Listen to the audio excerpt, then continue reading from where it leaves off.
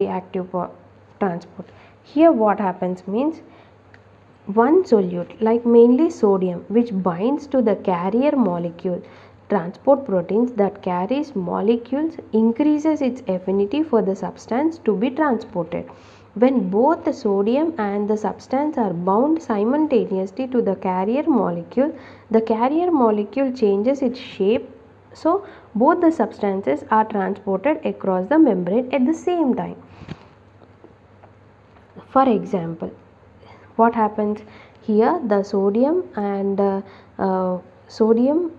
and other substance which want to pass through the cell membrane. Here what happens, the carrier molecule will increase the affinity of the substance to be transported. When both అంటే sodium ఉన్న ఏదైతే substance pass అవ్వాలనుకుంటుందో అది వెళ్ళి carrier మాలిక్యూల్ని attach అవ్వడం వల్ల ఆ carrier molecule attach అయిన తర్వాత అది దాని షేప్ చేంజ్ చేసి మళ్ళీ లోవర్ కాన్సన్ట్రేషన్కి తీసుకొస్తుంది అనమాట. So this is called secondary active transport. Here energy is required. These are of 3 types. What are these 3 types? Symport, antiport, uniport. Uniport అంటే ఒకటే substance it want to move into one direction.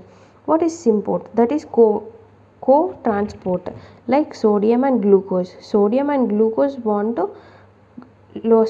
glucose enters the cell.